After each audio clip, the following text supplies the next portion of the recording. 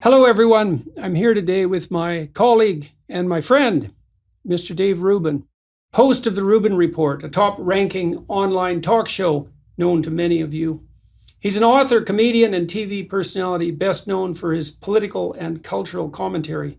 Mr. Rubin began his career, like so many people in the online world, as a stand-up comedian and continues to perform on stage in that guise throughout the US.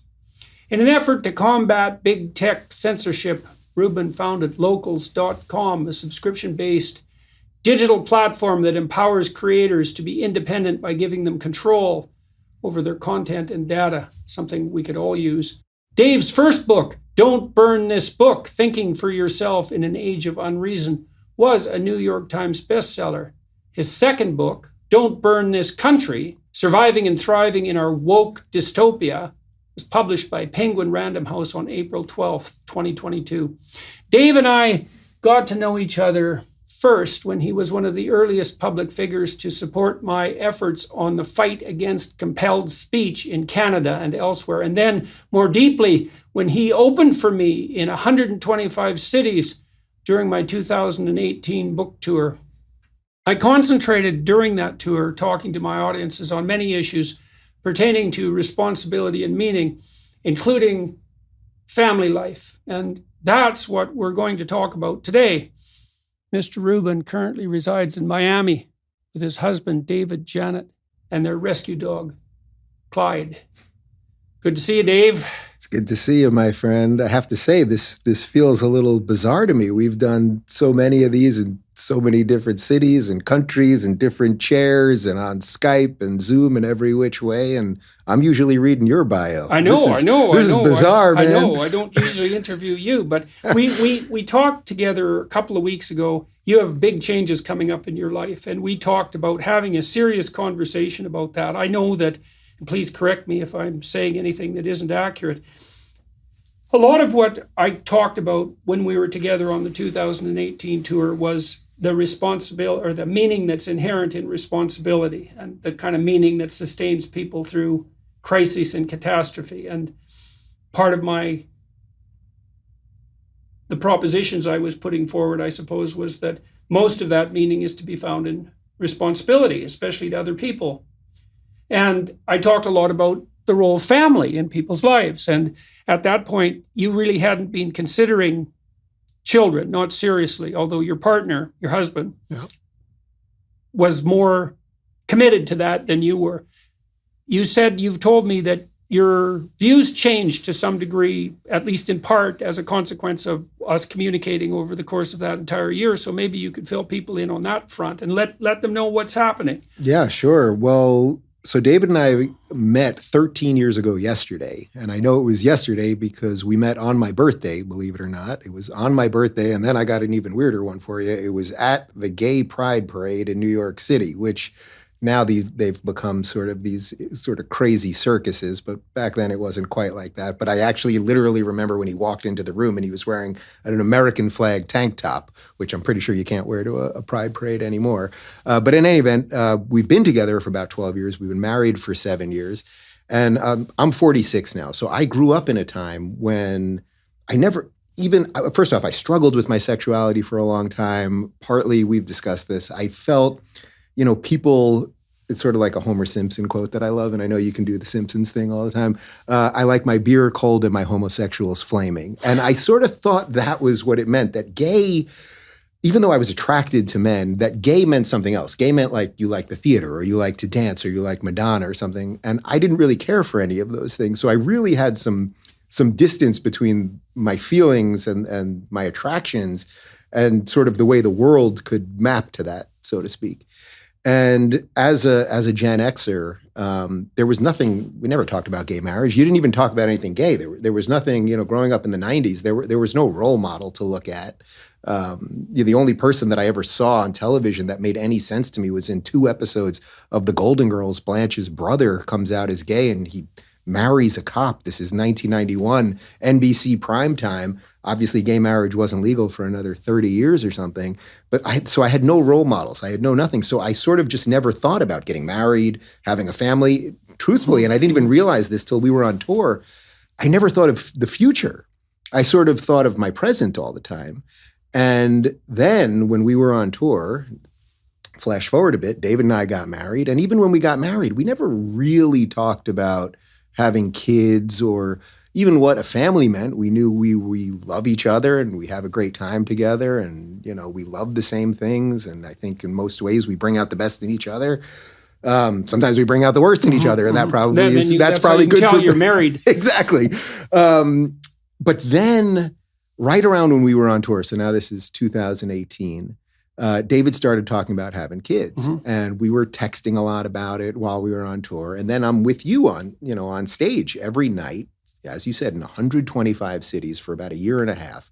And you're constantly talking about the importance of family and the importance that for most people, and this is the way you would always say it, and it's hard to quote Jordan Peterson exactly, but something to the effect of that for most people to live a fully actualized life, that being a parent is a integral part of that. It is there's almost no exceptions to that. You would always make a point. There are some exceptions. You might find but you have to be exceptional to have an exception to that. So maybe it's a third job and career and that sort of service to the broader community, and it's a third your intimate relationship, and then it's a third children and family.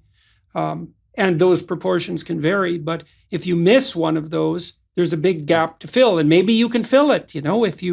If another one of your endeavors has the expansive quality necessary to occupy 2/3 of your time, more power to you, I suppose, but it's a big risk. And so you also told me, Dave, when we were talking about this before, that you started to think about being older as well. And I suppose that with your concentration on the present and the lack of role models, that there was no real vision for what it might be like to grow old in the gay community, I suppose. Yeah, and it's funny. The gay community, I hate that phrase. Yeah. I know, even as you said it, it's like, it doesn't mean anything to me. I don't think of you as part of the straight community. Right, it's just one of these things. We say these things. We don't even know exactly why we're saying them. But I didn't have that role model. I didn't have that. There was no map. There really wasn't. Brotherhood of the marginalized. I guess that's a group I could be part of, I suppose, in some bizarre sense. But even that is sort of nauseating, I guess. But so we're on tour together, and David's texting me, and we're going back and we're talking on the phone and we're FaceTime, and it just keeps coming up, and you keep talking about this on stage. And on top of everything else, I'm meeting all of the people that are attending the shows. And you know this, the amount of people that were in new families, or that the wife was pregnant for the first time. And I'm seeing the joy on these people's faces. All of this is hitting me. And then you keep saying this thing that for most people, they have to do it. But there are these exceptions. And I kept thinking, well, wait a minute, could I be the exception, that I could live a fully actualized, best possible life without having kids, and at the same time be married to someone who wants kids? Then what am I even married for? Well, right. Well, that does beg that question, doesn't it? So now these things are really hitting each other. And because because the map wasn't there, the roadmap just wasn't there, I started going, man, I really have to think about this now. And I remember one night you were on stage, and I had the best seat in the house every night because I'm just off stage left. So I'm basically watching Stage right is actually better. Stage right, I guess. Yeah, I suppose. It depends which country we were in. But I'm basically watching you from behind. So I have sort of the back view of you to the crowd. So I genuinely felt that every night, that I was part of the show every night in that sense, part of the audience. And I remember you said it one more time, and I thought, all right, I have to do this. I have to do this.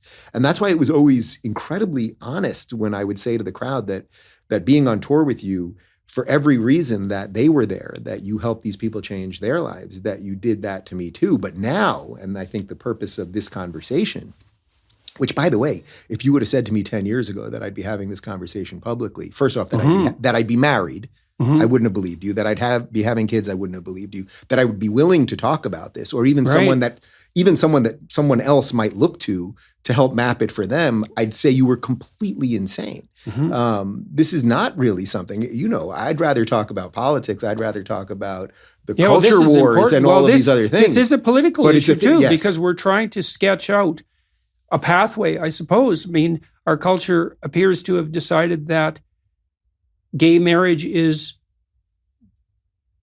well, I don't know if acceptable is the right word. It's become part of the structure of marriage itself. And so now the question is, okay, what does that mean? And that certainly opens up the question on the child front, because I mean, in some ways, marriage is the union of two people, but in a possibly more fundamental way, it's the union of two people to provide the foundation for children. Right. And I would say that's actually paramount. I mean, our society tends to flip that around, and we tend to think of marriage as something that, well, you find the partner right for you and you live happily ever after. It's, well, no, not exactly. Yeah. Or maybe exactly, if you also understand that living happily ever after means living for other people in many ways, particularly your children. And then of course that complicates the issue on the gay marriage front, because as we're going to talk about, it's also more technically difficult to have children if you're a homosexual couple. Right. So if you take just the marriage part first, meaning that two people are going to choose to share their life and live together, share a bed, et cetera, et cetera. I would say culturally in America, we kind of moved past that. I mean, Trump ran, he's the first-time president. He was on stage with a rainbow flag. It was, and nobody cared. Or not, I shouldn't say nobody cared, but enough people felt, okay, you let people live the way they want to put this down and move ahead. But you're right, that marriage has to do with something else. Otherwise the word marriage wouldn't mean anything. It's like nobody really cares if you live with your friend for the rest of your life or you live with a man or a woman. Right. People do this all the time in life, and it doesn't really matter. So what really is the purpose of really living with somebody and really being with somebody and sharing your life with somebody is to build something lasting, something that you've learned and know and were taught, and that you can hand that on to the next generation, and hopefully they can attain and retain some of that. That permanence in your life too, right? Yeah. That multi-generational permanence stretching indefinitely into the future. And I mean, part of what marriage does, I think technically, it's the psychological equivalent of what sex does genetically. If people mix gametes, right? Gametes. Yeah. Partly because to ensure variability and to stop the propagation of parasites. That's why we don't clone. But there's that mixing as well tends to ensure that deviations from genetic health are minimized. And so the same thing happens on the psychological front, I would say, is that each person has their own idiosyncrasies, and some of those lead them down the garden path to terrible places. But if you're with someone else and you have to negotiate with them constantly, then that opens up the possibility of you mutually modifying each other's personalities so that you both become healthier, and that your joint existence is can be a paragon of sorts. And then that's what the child interacts with, is that united front of the two parents. Right. And so you get that longevity of view, which I think helps to mature you, but you also get the opportunity to become more fully fledged as a psychological being. And then I think that's furthered as well. I've often thought and said this, and I do believe it's true. It's very, very difficult to mature until you have children. And there are other ways of maturing, but it's hard. And the reason it's hard, I think, is because you're not mature until someone else is more important than you. And it's possible that would happen with your wife, your husband, but not like with children. Well, I've been thinking about that. We're about to have our first child in a month, and I've been thinking about that a lot lately. Like, it's just something that's constantly stirring in my head, that I feel like I've sort of gotten to the end of where I can get mature in my maturation process. Not that I can't change or get better at this or that or something, but I do feel like I'm at the end of one phase right now. I very much feel that. And I think I'm feeling it more and more each day as we get closer to August 22nd, which is the due date. But the first part, you can take, whether it's a straight relationship or a gay relationship, the dance that a couple can do and the way that they can mature each other and love each other and all of those things, that's one thing. But the piece with the kids, with building this sustainable thing, it's not something that has been proven in society yet, really. There obviously are gay couples with kids. And this has been happening for decades. But it really is sort of unseen at the moment, which is why we wanted to have this conversation. And I was like, boy, I don't even know that. In some ways, I don't know that I'm the person that's supposed to have this conversation, but maybe that's exactly why I'm supposed to have this conversation. We're trying to figure it out. I mean, maybe we can talk about exactly how it came to be that you'll have a baby in your household in 6 weeks. Talk about what you had to do to make that happen and why you made the decisions that you made and what advantages and hazards come along with that. Sure. So first, technically, because there are biological differences between men and women, I don't want to get us canceled on YouTube, but it actually is true, Jordan. We could not biologically have kids, so just ourselves. So we talked about adoption for a little bit. We did. We both felt that the genetic component of this was important to us. So for a little while, we debated going with my sister's egg. We thought we'd have 2 kids. That was the general thought process at the beginning. And we thought we could take some of my sister's eggs, and she's a mother now. She's actually pregnant with her 3rd. But that we could get her eggs, and then we would take David's sperm, and then we would have 2 children from that.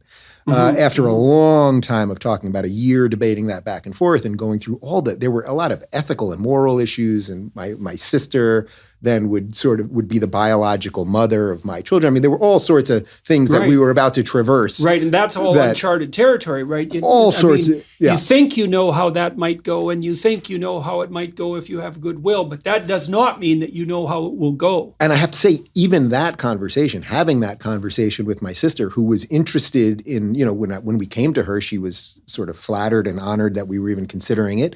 But then, we said, why don't you sit with this for a little bit? And then suddenly she had a lot of those questions, and she was concerned if, she shows up to the birthday party and then feels this odd jealousy, or what if she suddenly wasn't happy with the way that we were parenting, right? That's a big one. Or a litany of other things. So even going through that, and this obviously is not the way that we ultimately went about it, even that was sort of a maturation process, and what are we really trying to do here? So anyway, ultimately we decided to find an egg donor. I mean, basically it sounds sort of glib or something, but it's sort of like Tinder. I mean, there are these websites that exist where the egg donors are on the site, and we tried to find a girl. I didn't really care that much about the pedigree in terms of did they go to an Ivy League school or anything like that. We wanted to find a girl who obviously was physically healthy, most importantly, that didn't have major issues in terms of genetics and all that sort of stuff. That we thought that sort of looked like the type of girl that we might be with. So I didn't want, a 6'5" Swedish woman, let's say. And so we have 1 egg donor, meaning there were multiple eggs, and we fertilized 1 with David's sperm and 1 with my sperm, and we'll have 2 kids. Right now we have 2 surrogates that are pregnant. And even talking about this, it's like, man, I get this is all kind of crazy stuff. Putting aside gay or straight related to all of this, the whole surrogacy thing it's fascinating that there are, first off, women who are willing to donate their eggs. And, I hear a lot of people, and we talked about this, there's this criticism of somehow that you're buying the egg and you're renting the woman, meaning the surrogate. Yeah. And of course, there is a financial component to it. There is. I'm not denying that there isn't. Yeah. I can tell you, having gone through this process, and we had a previous surrogate who had 2 miscarriages. There were also, we were doing a lot of this during COVID. And during COVID, there were all sorts, the miscarriage numbers were through the roof. There were all sorts of weird things. The quality of the eggs wasn't great. They don't know exactly. They'll have to study this for years in terms of what actually happened. But I can tell you that the women who offer to be the surrogates and who are offering their eggs, they are not doing this for the money. There's all sorts of other ways that you can make money, that anyone can make money. They are doing it. They talk about that they have this ability and this gift that they can do. A lot of them, there are some that won't do it for same-sex couples because of their own ethical or religious views. The surrogates that we found, one of them had a gay brother. I mean, there were all sorts of things that they feel that they can help other people have a family, and what a better gift there is. But all of that aside, all of the science and genetics and all that, it leads us to this thing, which I think is the heart of what we're trying to talk about here, which is, so we're going to be a family with 2 fathers and no mothers. And what does that really look like? It's very easy to just say, okay, gay people should have kids. Or gay people should get married and gay people should It's have kids. easy to say a lot of things. It's easy to say an awful lot of things. As you said, it's not that easy for a gay couple to have kids. Right. It's very complicated. So putting aside if you're going to go the surrogacy route, putting aside all the finances and all of that stuff, that eliminates an awful lot of people from even being able to do it. Fortunately, we're able to do it. Okay. But now it gets us to the real part here, which is that now we're going to live in a household with two fathers. There's going to be no mother involved. And what does that really mean? Right. Well, and I understand some of the reservations there. Yeah. Well, so we do know that children who are breastfed do better. Yep. I believe that 1 year of breastfeeding is equivalent to, I think breastfed kids have a 5-point IQ advantage. And 1 point IQ is worth 1 year of education. I have two freezers in my garage, 2 industrial freezers full of breast milk. Right. David has done all the research on this. Right. So another complication, but okay. And we don't have data. We don't really have data on motherless children raised by fathers from infancy, right? Because it's pretty rare. Mm-hmm. I don't know if there's literature pertaining to that at all. We do have a literature on mother-headed families without fathers, and the data there are crystal clear. It's not good to be fatherless. Now, that doesn't mean that there aren't some women who are struggling mightily as single mothers who don't do an outstanding job. But what it absolutely and 100% means that on average, that's suboptimal and badly suboptimal. And so it seems to me that the minimal stable requirement for ensuring the psychological health and financial viability of a child is something like a nuclear family structure. Yes. Minimally, right? So you need a mother and a father, or at least you need 2 people, one who plays a maternal role and one who plays a paternal role, or that they split those. 2 seems to be better than 1. Now, how much of that's linked to sex, we also don't know. You know, it seems that the feminine role is more accepting/nurturing. You see that with the proclivity of women to be more agreeable temperamentally. That kicks in at puberty. And so I think that you have to be accepting and nurturing, especially in your attitude towards infants before they're mobile. So say before 6 months, before 9 months, an infant does no wrong. It's 100% acceptance. The problem with that is that that's not true as the child develops, because it has to switch to more of an encouraging role. It's like out of your dependency into the world. And the paternal spirit encourages that development. Now, mothers can do that too.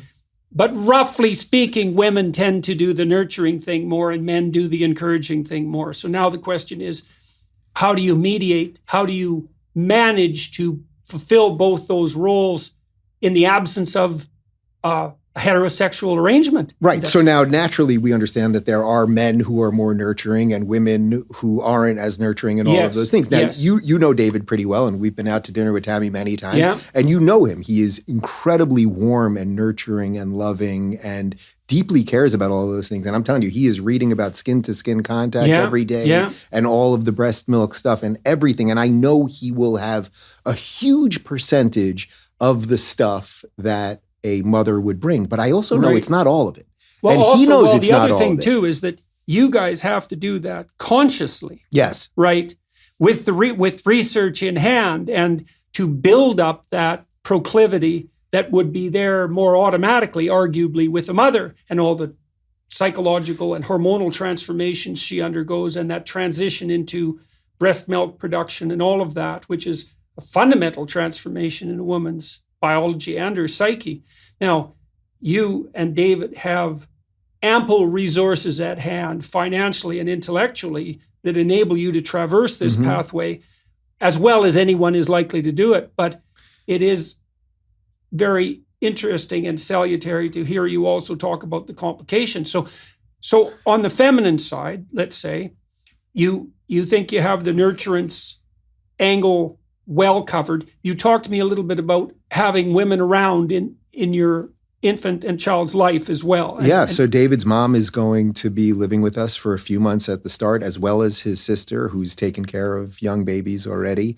But now I understand that they're not the biological mother, but they will be there. We're going to have night nurses also for a few months to help the babies get on a normal sleep schedule. But these are all the pieces that we're trying to put together. But can we just back up for 1 second? Because I think before we go too deep into just the parental part of this, there was another thing that came up when we sort of roughly sketched out this conversation over dinner that I think is important, which is that if you weren't to allow gay people to either get married and enter relationships that will last the test of time or have children to really last the generations, then what are we reducing these people to? And I think that's a huge part of this for me, that I think had the world not shifted to be a little bit kinder, had I not maybe been on tour with you and come to some of these realizations or found someone in the world that I wanted to put their needs above my own, that I could have been left to a life that would have been sort of purely narcissistic or self-destructive or anything. I used to live in... Well, I don't see how that, in some sense, I don't see how that can be... There can be any alternative to that if there isn't another pathway forward. Right? Yes. So, and so that's to me, that's like the unknown road that I'm going down right now, that I want. I'm choosing to go down that unknown road of, it can be better than that. Right. As I said, we have 2 or 3 couples that are gay parents that are doing some version of this, but we don't have that model. But then when, we lived in West Hollywood is the gayest place on earth, rainbow crosswalks and the whole thing.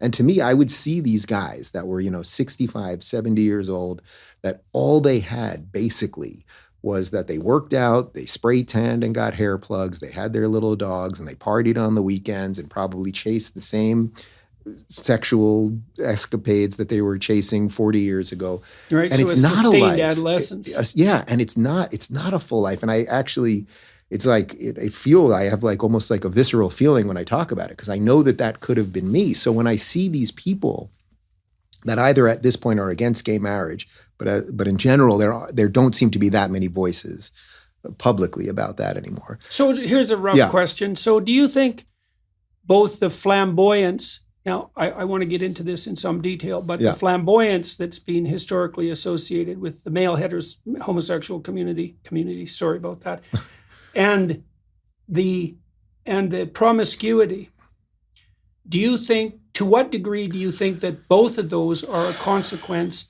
of not having a more integrated and conservative path potentially open in front of people?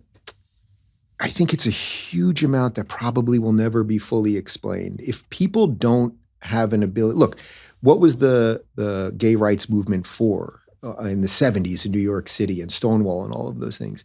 It was these people just wanted to be able to get married. That was part of it. But it was also that they wanted to be able to go to a bar that wasn't underground, that wasn't hidden, that wasn't, this seedy thing. But that's what they had to do because they were getting raided by the police. And this was going on, obviously, in other countries, and it was going on for decades before that.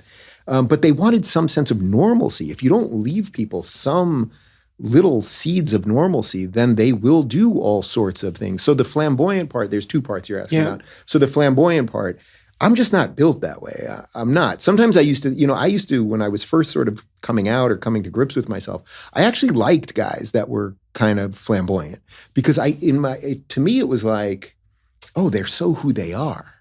Like they had just let go of every sort of normal cliche or something like that. They're so who they are. You saw in that a kind of existential courage. Yeah. And yet they always really generally gays, they like straight acting. That's a real thing with gays. They like straight acting.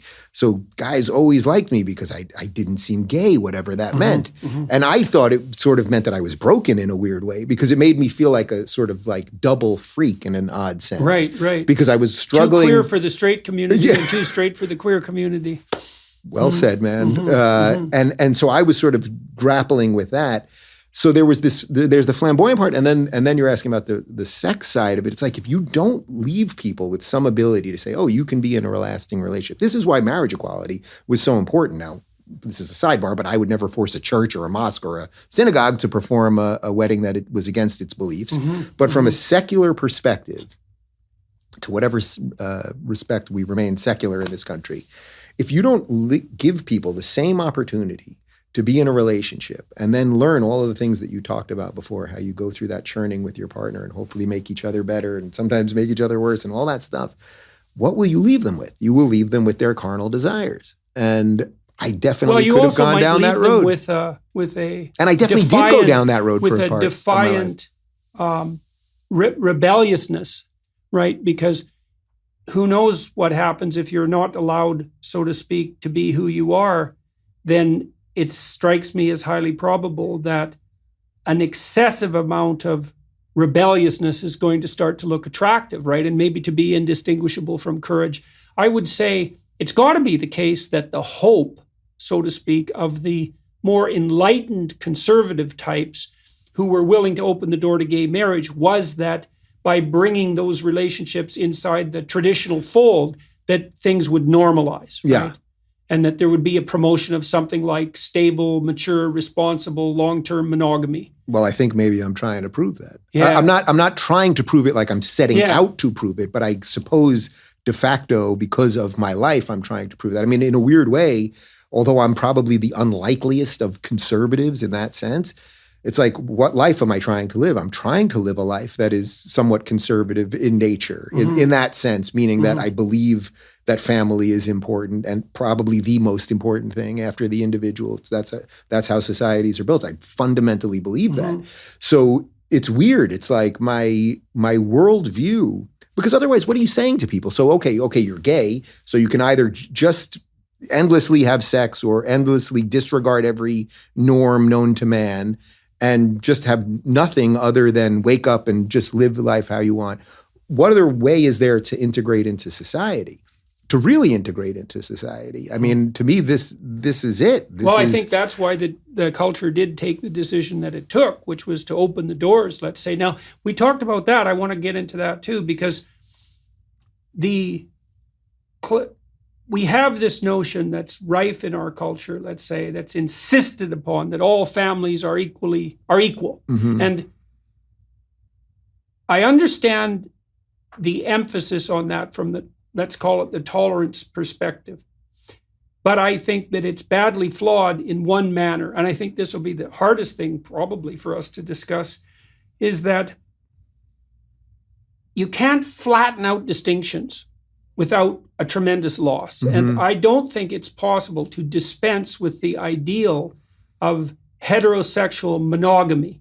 Now, as the ideal. Yes. So if we think, well, there's an ideal individual who's responsible and mature and far-seeing and honest, an honest trader, a good player, an honorable person, honorable, decent person. And then there's the minimal requirement for a family that's ideal, and that's something approximating heterosexual, long-term heterosexual monogamy.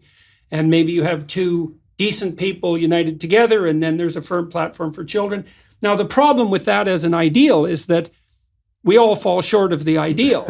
And so half, 40% of people are going to get divorced. And of the people who don't get divorced, a good percentage of them are in pretty damn miserable marriages. Now, that doesn't condemn marriage, but it does show how difficult attaining that ideal is. And then there's going to be people who lose their partners and raise children alone, and there are going to be people who raise children alone by happenstance or choice.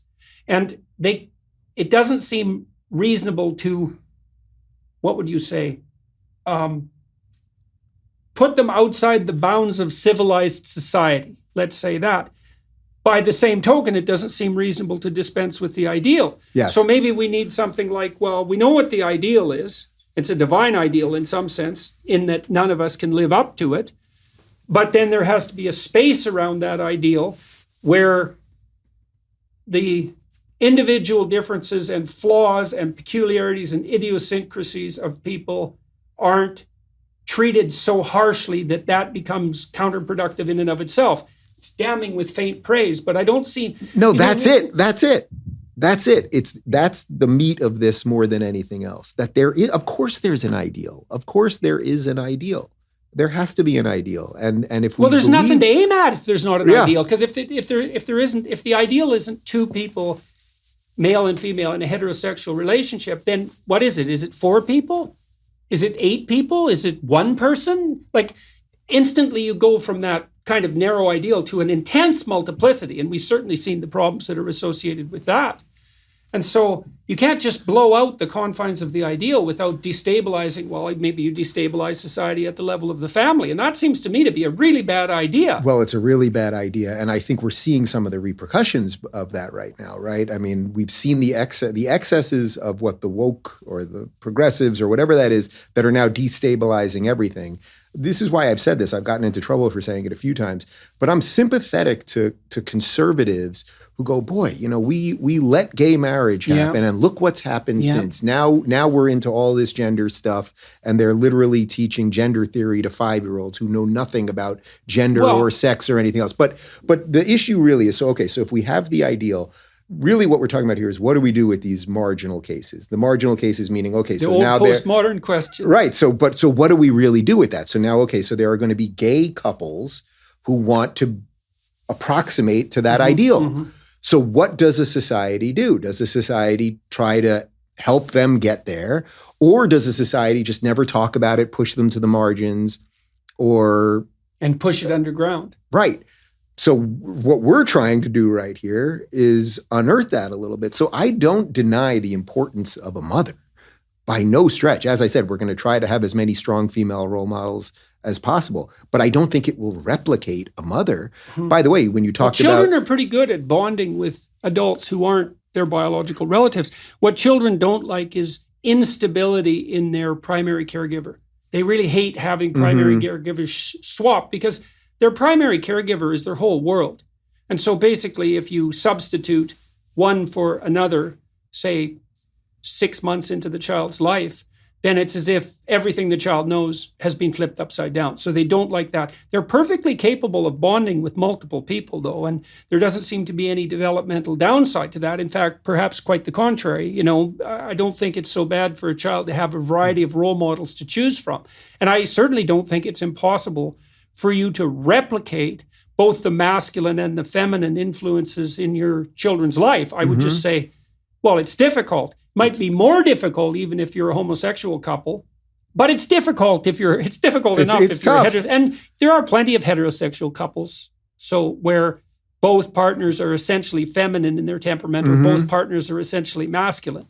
Now, we don't know enough about that to differentiate it right down to the ultimate degree, but the problem that you guys will face isn't of a categorically different type necessarily than the problem that many couples face. Absolutely. And there are also, when you talk about the ideal and then the way that everyone fits into that ideal or tries to get to that ideal, there are parents who obviously abuse their kids or abuse each other and alcoholics and all of those things. I'm in no way comparing being a gay parent to that, but the point is that there is an ideal situation and then there's what society will allow. Reality. And then there's reality. So it's like, okay, so should society stop people who are alcoholics from having kids or stop people who... Or license parents after intensive training. Right. Well, that's the road that this really would go down. Yeah, well, we've already kind of decided that too, because one of the things the state doesn't do is determine who's a fit parent, right? And we've decided... We love rules. Well, it's very strange in some sense because it's the most important thing you'll ever do. And yet, while you're not compelled to have an education, for example, around parenting issues before you become a parent, and we've decided everywhere in the world, I would say, maybe without exception, that that's one place the government doesn't go. And that's a very interesting decision for everyone to have made. It's quite surprising in some fundamental sense. I guess we know that in that situation in particular, a variety of approaches might be the best. So something like that. Well, so I guess my question for you as I traverse this is, so if we acknowledge that ideal situation, and again, just using the word ideal, I know that there's a certain set of people that will watch that go and see Rubin saying his relationship or he is less than. Yeah, well, who isn't? And right, well, that's the key part. You don't want to dispense with the bloody ideal just because it's difficult to attain. Right, and just because we all are flawed in our own way. I mean, really, I think you said this to me at dinner, but it's like, who amongst us is walking around as the ideal partner, the ideal person, the ideal the ideal everything, the ideal father, The and ideal all of anything, those. for that matter, yeah. Virtually nobody is doing that. Well, So- if they are, then the ideal isn't high enough, because an ideal should be something that beckons to you from the distance, right? It's not something that's right there in front of you for you to grip. That's not Right. much of an ideal. Well, you'd have a lot more people who are acting that way if it was that easy Yeah, to grip, yeah. I suppose, right? Like there's not a lot of people doing it. So I think what I'm trying to figure out here is how does this life, I think, fit into whatever's coming in this new world. You know, we seem to be entering a new world right now. We're watching an old world go away and we're entering this new world. I'm sort of part of this new conservative world, and kind of where does it all fit? So here's a question that's relevant to that. So it's a good politically incorrect question. And so in some sense, the more traditional community has opened itself up to the possibility of including gay marriage in the purview of the acceptable and traditional. Yeah. Okay, so what responsibilities come along for people who are That's the homosexual question. in relationship to the expansion of that right? What do you think about that? I mean, I know what you've done. Yeah. You know. Well, I think it's a respect for that. It's an acknowledgement that something is good there, and that we have to be tolerant of the questions. I guess that's it. We have to. When I see this now, suddenly, like, you know, when we announced that we were having kids, there was some pushback online from more religious people on the right. By the way, 99% of it was all anonymous people. It was virtually nobody.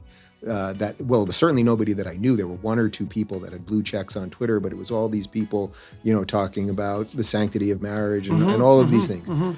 But I'm willing to have that conversation. I accept that this is we're doing. Yeah, I genuinely accept that this is a little bit weird. This is a little bit, you know. But it's like, if we don't have these conversations, then the thing that we're pulling apart marriage and the family, just by saying it is anything and everything at the exact same time. Yeah, right. Well, that is far more dangerous. You bet. That's Yeah. far more dangerous. So that's why, even as I'm sitting here now, I'm sort of like, I partly don't want to have this conversation, because it's like, I don't know the answers to all of these things, but I know that we have to be able to do it. You're supposed to talk when you don't know the answers, because then maybe you can think it through and you can exchange views with other people, and you can expand your knowledge in that domain of ignorance. I want to go back to something you said. The two of you decided that genetic similarity was an important factor to take into account. Yeah. Now, obviously, that issue doesn't arise in the case of fertile heterosexual couples. It does if they have to adopt, or if they decide to adopt instead. And we know that there is a preference, quite a marked preference, although this might not be so clear with adoption. If you have a step parent and you're a child who's not biologically related to the step parent, you're at way higher risk for abuse, like way, way higher. I don't remember how many fold higher, but it's a tremendous amount. I think it's the single most predictive risk factor. I suppose that would probably scrap with alcohol use. But so people are more positively inclined to their genetic relatives. Now, the exact details of that aren't clear. And it's not surprising, if you think like a biologist, that would be the case. But this had to be a conscious decision on your part, and it wasn't a decision that you guys necessarily had to take. So why did you decide that was important? Yeah, man, it's one of those things. Well, you know, I had heard you talk about this part of growing of parenting and seeing yourself in this child, and you see your relatives too. You see everything, I suppose. I think I don't know that I have a good answer for this, actually. But you both decided that this we knew it. We knew it. We knew it when we decided we didn't want to adopt it. We just knew. I don't even know how to describe it. Yeah. There was something important when we had that conversation. Okay, are we going to adopt? And we really did think about it. And it would have been way easier. It would have been way less expensive, and all of those things. Yeah, it's a strange thing that can't be articulated. I don't know. I don't know that I can articulate. Well, it you might properly. ask yourself on the similar front, is like, well, there's lots of unwanted babies in the world, and so why isn't the ethical thing when you're a heterosexual couple just to adopt an unwanted baby? Why bring another baby into the world when there's a baby that could use a home? And the answer is, that isn't what people do. And then the question might be, well, why? And you can come up with a biological rationale, but that doesn't mean that there's a conceptual answer handy. Like, why do you want your own kids? And the answer to that is something like, well, that's what everyone has always done since the beginning of time. It's something like that. Right, but it's not really an answer. No, right? Well, it's thing. not a well-articulated. This is partly why conservatives are set back on their heels so frequently when they're questioned by radicals. Because radicals will do something like, well, justify marriage. And the conservative thinks, well, we all agreed about that like 50,000 years ago. And so I don't actually have a fully fleshed out, explicit rationale and defense for the institution of marriage. I thought that was self-evident. Mm-hmm. And I would say the preference for your own biological children has that self-evidence about it. And there is a cruelty about that in some real sense, right? But I suppose that's the cruelty of specifically loving some people more than you're capable of loving everyone else. So maybe we just have to accept that some things are self-evident rather than endlessly wonder why they're self-evident. Well, that's what right? A conservative would say. Well, then I suppose I became the most unlikely conservative of all. That it in some ways it doesn't really matter, but I know that it is. I know that it was when we sat there and had that conversation. When push came to shove. When push came to shove, we said, no, we want to have, if we're having two kids, let's have one from each of us biologically. Some of it is, look, I really love Tammy. Yeah. And it's quite something to see her echoed in the kids. Yeah. You know, my son, it's turned out that Michaela perhaps looks more like me and Julian looks more like Tammy. But I can see Tammy in him. Mm-hmm. And I'm pretty happy about that, you know. Yeah. And I suspect, hopefully, she feels the same way on the other side. So that love for the person is also echoed in their replication in the children. And then there's more than that too, because like when my son was really little, he really, like an infant, just a newborn infant, he would have facial expressions that I could see were my dad. It's like, oh man, he looks exactly like dad. He has exactly the same facial expression. And so that echoing of other people that you love, that's not nothing, you know? And that doesn't mean that if you adopt a child, you can't come to love that child as if they're your own. Clearly, that's possible. But that doesn't mean it's optimal, and it doesn't mean it's easy and without pitfalls. And I think the data on step parents makes that really clear. It's just part of the reason, we talked about this a little bit too, part of the reason that heterosexual monogamy is the ideal is because it's also got, you can't beat it in terms of efficient, right? You said how difficult it was to produce a child. Yeah. It's not that difficult at all if you're two heated up 15-year-olds in the back of your father's car and you're alone, right? Work. Yeah, exactly. It's like it's as easy as falling off the bed. Too easy in some sense, perhaps. But that also indicates that ease and efficiency also is a solid reason why a certain kind of ideal exists. You guys had to jump through hoops, and not everyone could do that. They don't have the resources. And so that's another obstacle. It's a lot. And again, without that map, without that, you know, that's the interesting thing for me. It's like, as I've sort of shifted politically, as you know about, and so much of my life has been about politics and talking about what I think for a living. And then suddenly, man, all of my political thoughts, all of the stuff that I talk about all the time and government, all these things, now it's really like, it's all sitting right in front of me right now. The difference between your own personal morality and the way government is and our role in all of these things. It's like, it's this, the self-evident part of this. I'm trying to do what I know is right. Right. Trying to do what I know is right. And that's not always explicitly explainable. And maybe right isn't the word. I'm trying to do what I know. No, I'm trying to do what I know I'm supposed to do. How about that? Yeah, well, that would be good. That would be good to try to figure out what that is and to walk that path. That's a good thing if you could manage it. Another thing we talked about a little bit decided to discuss today in relationship to the ideal was, this is also an extremely contentious issue in case we haven't covered enough contentious issues already. And this goes back to the issue of the conservatives who took issue with gay marriage. It's like, okay, we're starting to break down the categorical boundaries here.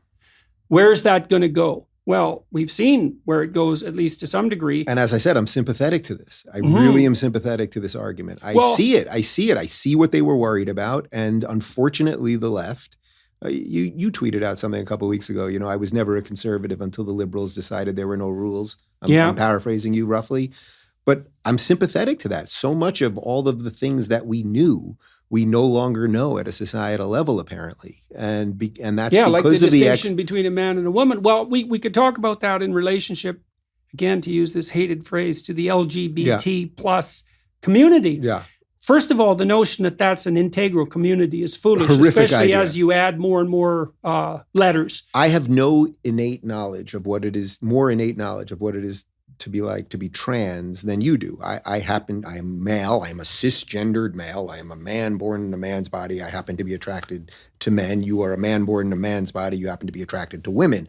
I have no more in common with a trans person than except you the do. fact of marginalization, the Right. arguable fact But of that marginalization. is not a unifying force. That is not something to put on a flag and say, now we are all together because of this thing. The question is, can you see, that's the theory in some sense, is that the marginalized have more in common than that what differentiates them. And I don't buy that. Well, there's a quasi-ethnocentrism and even a racism that's associated with that, right? The different are categorically different, and they're all different in the same way. Well, that's the next step. Yeah. But the rubber's really hit the road in a terrible way recently, because you tell me what you think about this.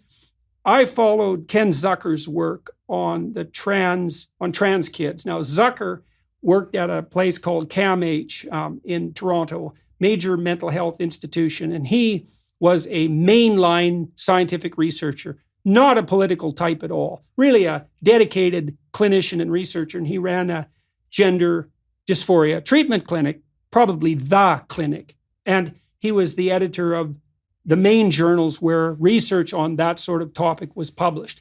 And what Zucker, his treatment program for kids with gender dysphoria was quite straightforward. He observed, as a consequence of his careful research, that about 85% of kids who manifest extreme gender dysphoria, so the sense of discomfort in their own body and a desire to be the opposite sex, 80 to 85% of them would desist on their own by the age of 18 or 19. Mm-hmm.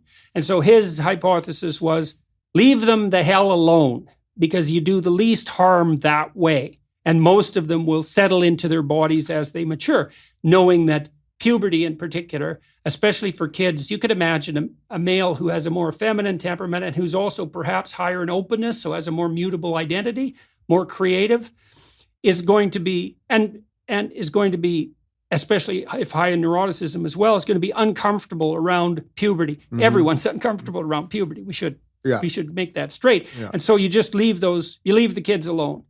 But what he also showed, and this is the killer fact as far as I'm concerned, is that a very large proportion of kids with gender dysphoria grow up and are homosexual. Yes. And so what that certainly means, is that the vast majority, and it might be as high as 80% of the kids who are being convinced now that they inhabit the wrong bodies and are being surgically mutilated in a permanent and terrible manner, the overwhelming majority of them are gay.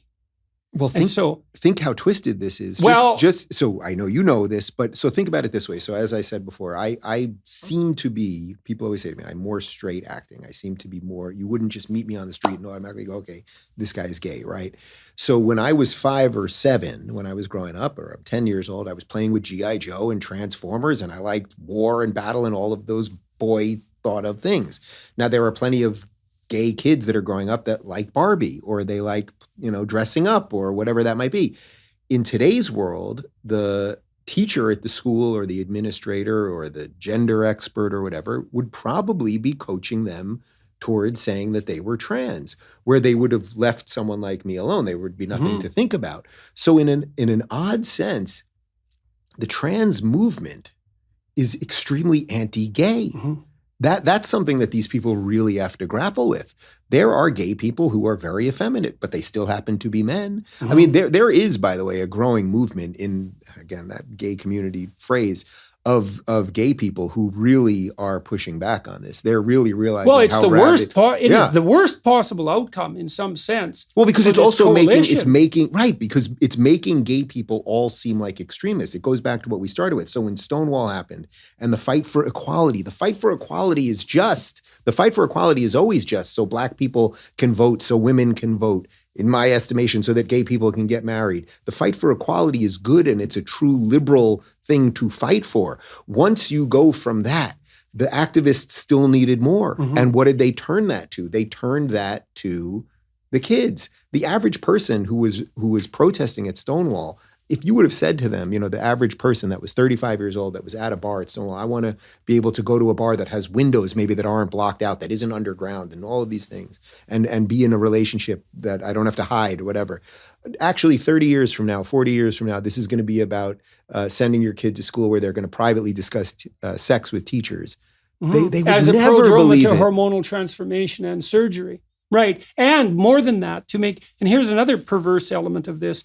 So many legislatures around the world now have banned so-called conversion therapy. Mhm. And to me, this has been a catastrophe. Now, I know that there was a small percentage, mostly of fundamentalist Christian therapist types in the US, who were offering their services to homosexual people who were unhappy with their sexual orientation.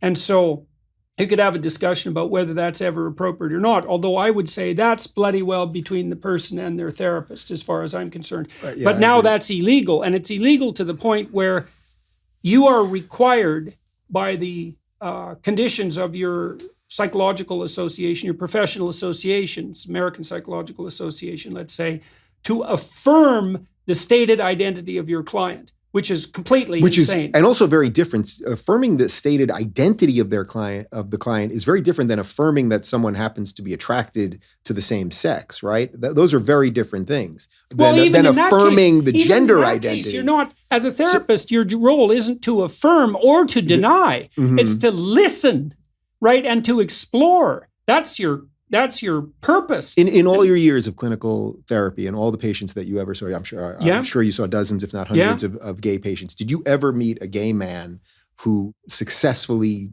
de-gayed and then went on to live a completely functioning life? No. I did have a client who was questioning, Yeah. who went the heterosexual route. Yeah. He was questioning under some duress because he was the target of somewhat unwanted amorous affections by a fairly persistent gay gentleman and this person was, I would say, easily swayed and confused. But that was the closest I'd ever seen to the situation that you're describing. Now, this conversion therapy issue is so now you, as a therapist, you're ethically and legally bound not to question the stated identity of your client, which to me is preposterous because all you ever do as a therapist is question identity. That's the whole enterprise. And you don't do it affirming or denying. You really don't. You do it as a questioner and a strategist. But then we have the other conversion therapy, which is surgical conversion. And that's not only legal, but opposing it has become a crime. And so that's a form of insanity that I can just barely wrap my head around. So what do we do going back to the conservatives that were worried that this is where we were going to end up? In some sense, I should probably be their greatest hero because it's like, oh, here's someone who wanted to enter civilized society, wanted to affirm most of the long-fought, time-tested ideals, wanted to enter the world with those things, help defend that world. It happens to be a little different than we would think, right? Yeah. Okay, it's two guys. I can't deny it. I should sort of be a hero to them. It's not the ideal one that they went for, but it's approximately close enough that this should be pretty good. I suppose that will be my challenge in life. Well, I think, but I also think that's probably true. My suspicions are that when we release this discussion, that the overwhelming majority of people will be sympathetic to your situation and unwilling to render harsh judgment. And maybe that does exclude, and we should get to this too, some of the more fundamentalist religious types. But you also said earlier that as far as you're concerned, they also have a point. There is a point there. Okay, so what's the point? Well, there has to be a point there because, look, gay marriage was legalized, I think, at a federal level in the United States in 2015, if I'm not mistaken. So that we're now 7 years off of that. Right. And look at all of the craziness that has happened since. I am not directly connecting it to that.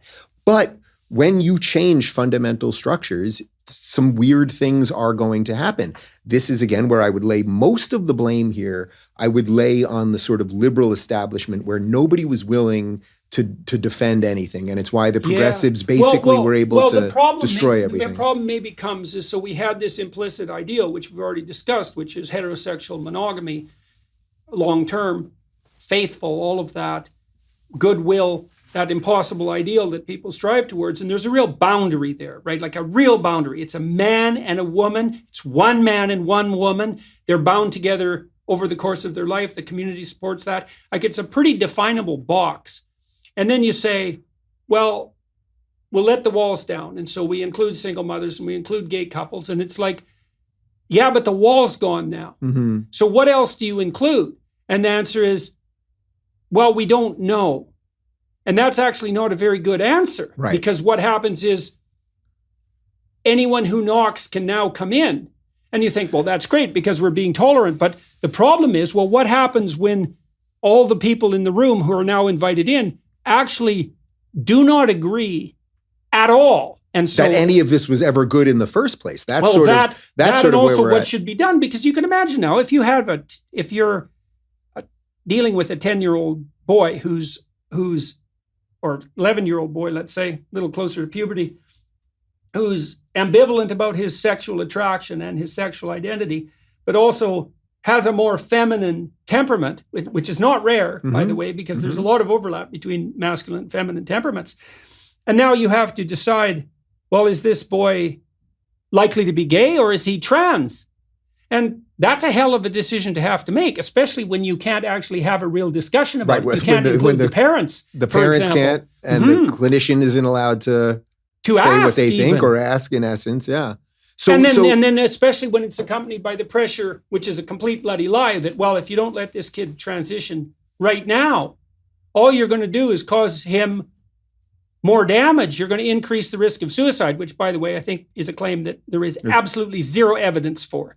Zero evidence for. We just don't have, even as the American Psychological Association admitted, we have no good long-term follow-up data on the mental health of people who've transitioned over a reasonable period of time. It just doesn't exist for obvious reasons. It's only just started to happen. Right. So probably in 10 years, we'll have maybe beginnings of evidence of it. And I have a feeling... assuming that we're in a situation where such evidence could be collected and discussed in anything approaching a rational and truly empirical fashion. Well, as you know, Dr. Deborah So, who's a sex researcher, I mean, she was bringing up a lot of these issues and basically just pushed out of the field altogether. Well, and increasingly the scientific journals won't publish that sort of study. And look, they cut Zucker off at the knees, man. They threw him out of CAMH. He was the world's preeminent researcher in the field of gender dysphoria. And he, like I said, he wasn't a political guy, which is partly why they could go after him so easily. So he sued the Toronto Star. He sued the University of Toronto newspaper, and he sued CAMH. He won all three lawsuits. So but then he has to spend most of his life suing places of journalism instead of doing the work that he wants to do. And he was seriously canceled, right? And that's devastating for someone. I would say it's equivalent. Being canceled in a serious sense is roughly equivalent to having a near fatal illness. Right. It is no bloody joke. And so I don't know if we'll ever be able to gather the information we need to gather about such things. So it seems to me what we're talking about here is, with that ideal, then what are the levers that we have for sort of judicious gatekeeping so that the single mother who really is doing her best will be welcomed into society, or that the gay couple who wants to be part of what the ideal is will be welcomed in?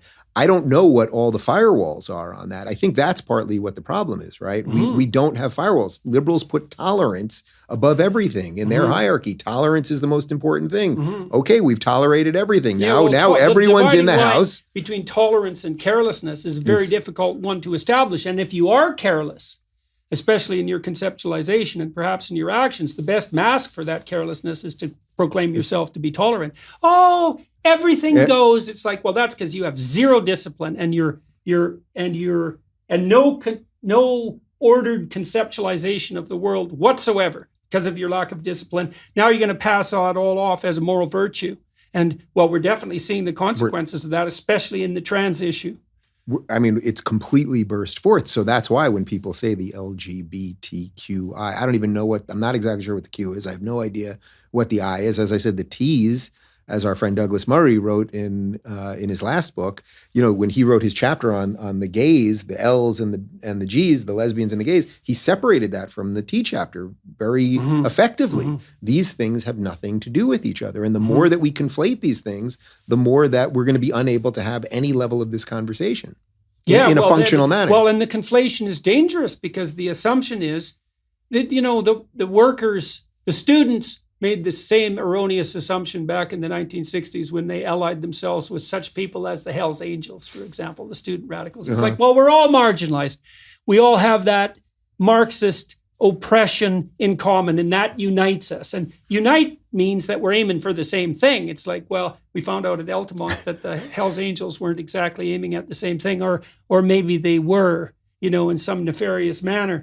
So the mere fact that, and it's also clearly the case that the more people that you aggregate on the margins and then attempt to bring into the center, the less likely you're going to get some homogenous viewpoint. And you might think, well, we don't need a homogenous viewpoint, but we certainly do if it comes to such things as surgical transformation of children who are more likely to be gay. So then what do you think my role in that could be? Or people like me that are watching this? Conversation, right? Because this is uncharted territory. Like, you literally are in uncharted territory. And your attitude is something like, well, I'm already deviating a lot from the norm. And so maybe I should not deviate any more than I absolutely have to. And I would also say that should apply to everyone. It's like everyone's got their idiosyncrasies, and thank God for that. And we definitely need creative people, and we even need some creative weirdos, because God only knows when they'll come in handy. But the rule of thumb should still be, to the degree that you're able to uphold the norms and ideals of the collective society, you have a moral obligation to do that. I wrote in my first book, and I think it was an idea I sort of morphed off something Peter Thiel once said to me, that straight people spread the genes and gay people spread the memes. Meaning it's obvious, the genes part is obvious, how straight people multiply. But gay people, why did so much culture and art and music and so many interesting things about societies, wherever gay people are, why are the artists always living around the gay people? Why is that the place where all the kind of weirdos and marginal people are? And then that creativity burst forth from that. So how do you combine those things? How do you take that? Some of it might be, so we know that intense creativity is a trait. Right? It's a temperamental trait. So you can be very intelligent, you can have a high IQ, and be low in creativity. Intelligence is a good predictor of creativity, but they are somewhat separable. So then the question is, well, what is creativity? And some of it is mutable identity. Like, a creative person, the more creative you are, the less you're the same from moment to moment, hour to hour, and day to day. Well, almost by definition, right? You're a shapeshifter and a changer, a trickster. And the boundaries of conception that bound you are much looser if you're creative.